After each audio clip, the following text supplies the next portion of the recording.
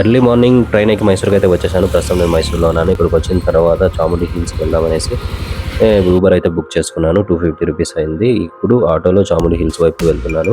దారంతా చూస్తుంటే early morning Mysore చాలా అందంగా కనిపిస్తుంది. ఇంకా చాలా షాపులు కూడా ఓపెన్ కాలేదు. నగరం నెమ్మదిగా తన రోజువారీ కార్యకలాపాలను ప్రారంభిస్తుంది.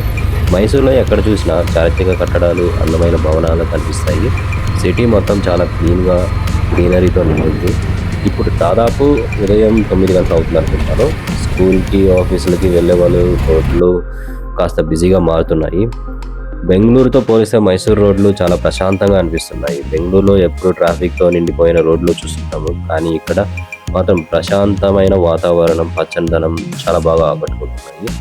దారిలో చూస్తుంటే మీకు ఎక్కడ చూసినా సరే పచ్చని చెట్లు, చాలా మైసూర్ ఇంకా చాలా క్లీన్ అండ్ నీట్గా ఉంది. ఇక్కడ ఏదో చూస్తుంటే ఏదో ఉంది, ఆక్వా వరల్డ్ మరియు స్నో ప్యాలెస్. మీరు రైట్ సైడ్ చూస్తున్నారు కదా, ఇది వచ్చి ఆక్వా వరల్డ్. మైసూర్కి వచ్చిన వాళ్ళ కోసం ఇవి కూడా మంచి టూరిస్ట్ ఆకర్షణలుగా కనిపిస్తున్నాయి. ఇంకా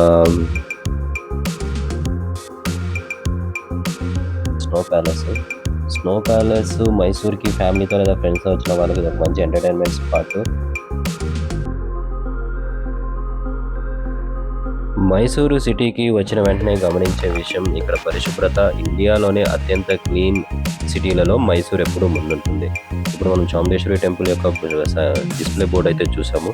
సో ఇంకా మన ప్రయాణం అయితే ముందు కొనసాగుతుంది. మైసూర్ను కర్ణాటక యొక్క కల్చరల్ క్యాపిటల్ అని కూడా పిలుస్తారు. ఒకప్పుడు వడియార్ రాజవంశానికి రాజధానిగా ఉన్న ఈ నగరం ఇప్పటికీ తన రాజసాన్ని కాపాడుకుంటూ ఉంది. మైసూర్కు సిటీ ఆఫ్ ప్యాలెసెస్ అని పేరు ఉంది. నగరంలో ఎన్నో రాజభవనాలు ఉండడమే దీనికి కారణం అన్నమాట. ప్రపంచవ్యాప్తంగా చందనం, సిల్క్ మరియు యోగా కోసం మైసూర్ అయితే ప్రసిద్ధి చెందింది. ఇక్కడ తయారయ్యే సిల్క్ చీరలకి ప్రత్యేకంగా గుర్తింపు అయితే ఉంది. ఇంకా మనం ఆటోలో అయితే చాముండి హిల్స్ వైపు వెళ్తున్నాము. మీరు చూడొచ్చు, చాలా టూరిస్ట్ వెహికల్స్ ఇంకా కార్స్ అయితే మన ముందైతే వెళ్తున్నాయి. ఇంకా రోడ్లు అయితే హిల్ స్టేషన్ కాబట్టి గుంపులుగా తిరిగి ఉంది. మీరైతే బైక్లో వచ్చే వాళ్ళైతే చాలా జాగ్రత్తగా ఉండాలి. సో మనం బైక్లో కూడా వెళ్ళొచ్చు. మనకి రైల్వే స్టేషన్ పక్కనే బైక్ రెంటల్స్ కూడా అవైలబిలిటీలో ఉంటుంది. 500 సంథింగ్ 600, 500 to 700 అయితే ఛార్జ్ చేస్తారు. సో మనం బైక్లో కూడా వెళ్ళొచ్చు. నిజం చెప్పాలంటే బెంగళూరులో ఉండే ట్రాఫిక్ హడావిడికి మైసూరు చాలా ప్రశాంతంగా, అందంగా ఉంది. అందుకే ఇక్కడికి వచ్చిన ప్రతి ఒక్కరు ఈ నగరానికి మళ్ళీ రావాలనుకుంటున్నారు. మనమైతే చాముండి హిల్స్ అయితే రీచ్ అయిపోయాము. అక్కడ గేట్ నుంచి కొంచెం ముందుకు వచ్చేసాము.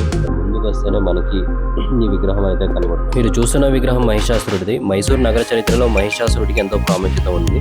పురాణాల ప్రకారం చాముండేశ్వరి దేవి మహిషాసురుడిని ఈ ప్రాంతంలోనే సంహరించిందని నమ్ముతారు. అందుకే మైసూర్ నగరానికి మరియు చాముండి హిల్స్కి ఈ కథ ఎంతో దగ్గరి సంబంధం ఉంది. నేడు ఈ విగ్రహం మైసూర్కు ఒక ఐకానిక్ ల్యాండ్ మార్క్గా మారింది. ఇక్కడ కళ్యాణ మండపాలు కూడా ఉన్నాయి, మ్యారేజ్ హాల్స్ కూడా ఉన్నాయి. ఎవరైనా పెళ్లి చేసుకోవాలనుకుంటే ఈ టెంపుల్ పర్మిషన్స్లో అయితే మ్యారేజ్ హాల్స్, ఫంక్షన్ హాల్స్ కూడా ఉన్నాయి.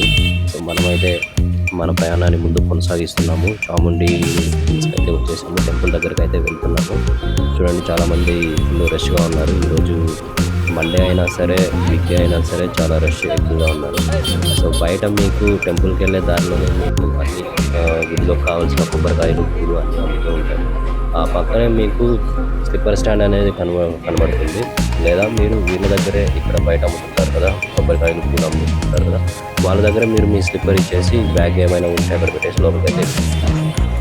ఇప్పుడు టికెట్ కౌంటర్ దగ్గర అయితే ఉన్నాను. 200 రూపీస్, 500 రూపీస్, అలాగే 1000 రూపీస్ టికెట్ అయితే అందుబాటులో ఉన్నాయి. నేనైతే 200 రూపీస్ టికెట్ తీసుకుని ఇంకా క్యూ లైన్కి అయితే వెళ్ళిపోయాను. ఈరోజు వీకెండ్ కూడా కాదు, ఈరోజు మండే, కానీ జనాలు అయితే చాలా ఫుల్ రష్గా ఉన్నారు. సో క్యూ లైన్లో అయితే నిలబడుతున్నాను. నాకు ఇక్కడ మంచిగా అనిపించింది ఏంటంటే, ఇక్కడ క్యూ లైన్లో కూడా వాటర్ ఫెసిలిటీ అనేది ప్రొవైడ్ చేస్తున్నారు. సో 200 రూపీస్ టికెట్ తీసుకున్నప్పటికీ నేను 2 hours క్యూ లైన్లో వెయిట్ చేయాల్సి వచ్చింది. ఇక్కడ నాకు బాగా నచ్చిన విషయం, భక్తులకి ఇంకా అన్ని కావాల్సిన ఫెసిలిటీస్ అయితే ప్రొవైడ్ చేస్తున్నారు ఇక్కడ. అలాగే 200 రూపీస్ తీసుకున్న వారికి ఒక ఫ్రీ లడ్డు ప్రసాదం కూడా ఇస్తారు. ఇక్కడ టెంపుల్ దర్శనం చేసుకుని ఇది బయట మా టెంపుల్ నుంచి బయట వచ్చిన తర్వాత ఇక్కడ అందరూ ఫోటోలు అయితే తీసుకుంటున్నారు. సో లోపల ఈ దర్శనం తర్వాత చాలా ప్రశాంతంగా ఉంది, ఆధ్యాత్మిక అనుభూతిని కలిగించింది. ఆలయం లోపల ఉన్న ఈ ఎన్విరాన్మెంట్ కానీ చాలా భక్తితో ఉంటుంది. దర్శనం పూర్తయిన తరువాత బయటకు వచ్చిన తర్వాత ఇక్కడ చాలామంది అయితే వీడియోలు అయితే తీసుకుంటున్నారు. నేనైతే లోపల నుంచి బయటకు వచ్చేసింది. బయటకు వచ్చి ఇక్కడ చాలా రకాల స్నాక్ ఐటమ్స్ కానీ, ఫ్రూట్ ఐటమ్స్ కానీ చాలా రకాల ఐటమ్స్ అయితే దొరుకుతాయి. దర్శనం అయిపోయిన బయట టెంపుల్ ముందర భాగం అయితే ఇక్కడ చాలామంది తాయితులు కానీ, మంత్రించిన బ్రెడ్స్ కానీ అయితే అమ్ముతున్నారు. ఇక్కడ కొంతమంది అయితే దిష్టి అయితే తీసుకుంటున్నారు. ఇక్కడ చాలామంది అయితే ఇక్కడ ఇక్కడ మీరు చూస్తున్నారు కదా, ఇక్కడ నిలబడి ఫోటోలు అయితే తీసుకుంటారు. చాలా మంది ఫోటోగ్రాఫర్లు అయితే కూడా ఉన్నారు.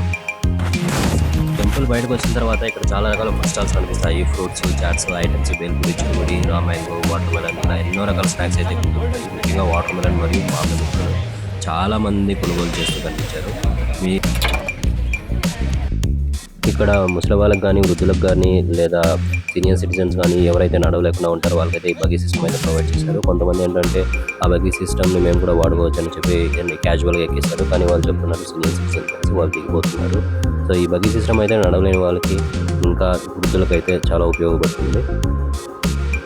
అలాగే ఇక్కడ వచ్చే భక్తులకి మధ్యాహ్నం మీల్స్ కూడా ప్రొవైడ్ చేస్తున్నారు. భోజన సదుపాయం కూడా ఉంది. టెంపుల్ పక్కనే ఉన్న ఈ భవనంలో భోజనం అయితే ఏర్పాటు చేస్తున్నారు. ఈ టెంపుల్ పక్కనే ఒక మెట్లు అయితే ఉంటుంది, కిందకి వెళ్ళే దారి. అక్కడైతే నందీశ్వరుడు అయితే ఉంటాడు. ఒక 400 స్టెప్స్ అయితే ఉంటుంది. సో బై వాక్ అయితే మనం వెళ్ళాలి.